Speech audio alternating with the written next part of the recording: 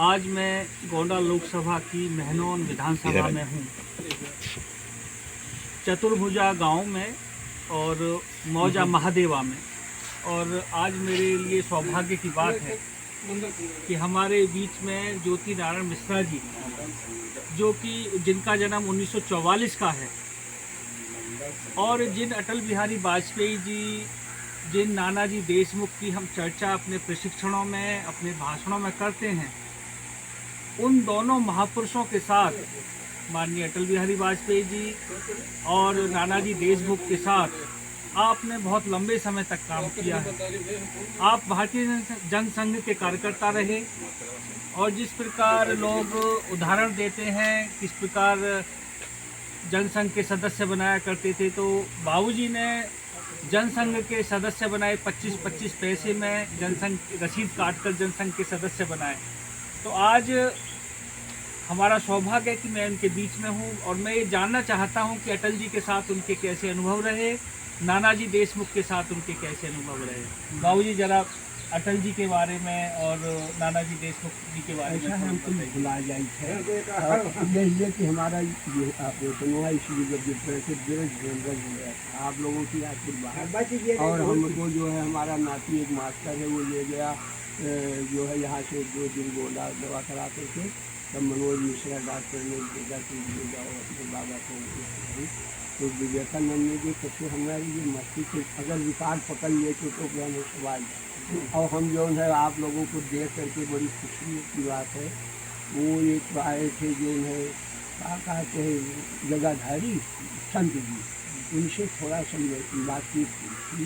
पिछले इलेक्शन में आए थे वाजपेयी का मैं हाँ ये बताएंगे हमारे डॉक्टर साहब से जो है प्रचार जो हो रहा था, सुभद्रा जी की उनके एंटी लड़ रही थी, तो महाराजगंज में उनका एक कार्यक्रम, छोटा छोटा कार्यक्रम लगता था, तो उसमें बहुत ज़्यादा संख्या नहीं होती थी, 20-25 लोग टाट पर बैठे हम लोग, और आप साथ में थे उसमें बैठे। तो उन्होंने कहा कि ये उस समय कांग्रेस का जो निशान था वो गाय और बछड़ा था, कांग्रेस का निशान।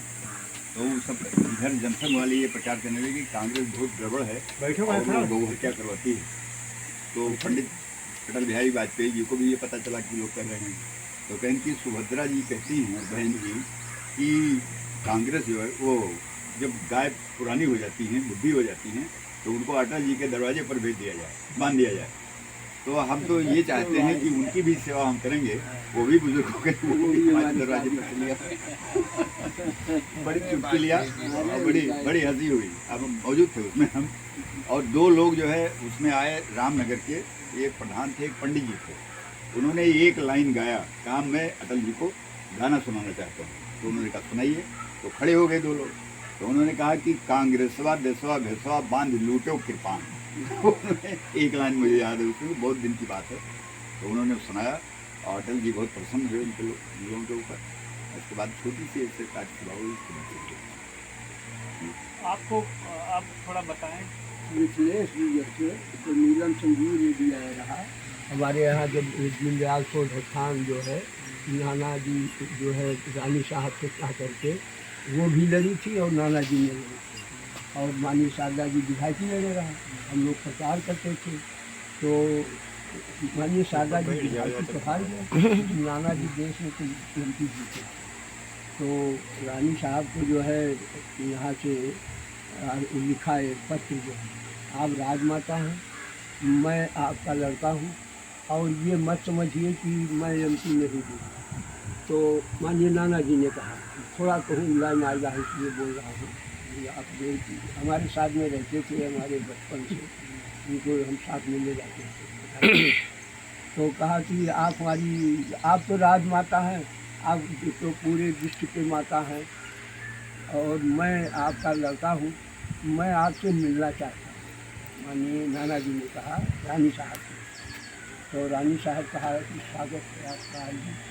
नाना जी गए तो बड़ा स्वागत किया, और नाना जी ने कहा कि माताजी आपका लड़का आपसे कुछ मांगने आया है। माताजी आपसे मैं कुछ मांगना चाहता हूँ। तो साहब ने कहा कि कहिए क्या चाहते हैं आप। आप हमारे लड़के हैं तो जो चाहते हैं वो बताइए, हम देंगे।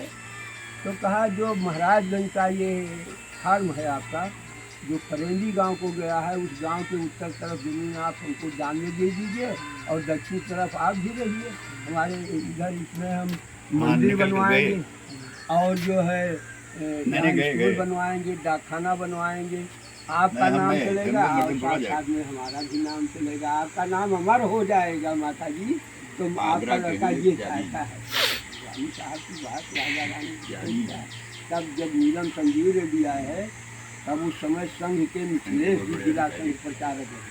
मिथिलेश जी को अभी आप जानते हैं, वो बुढ़ापा हो लगता है, हो चाहे न हो, लखनऊ रहते हैं।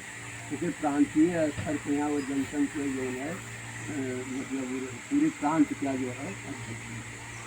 तो उन्होंने हमारा ड्यूटी लगाया था, जहाँ मंत्री लोग गए थे गौदान 23 गौदान देना।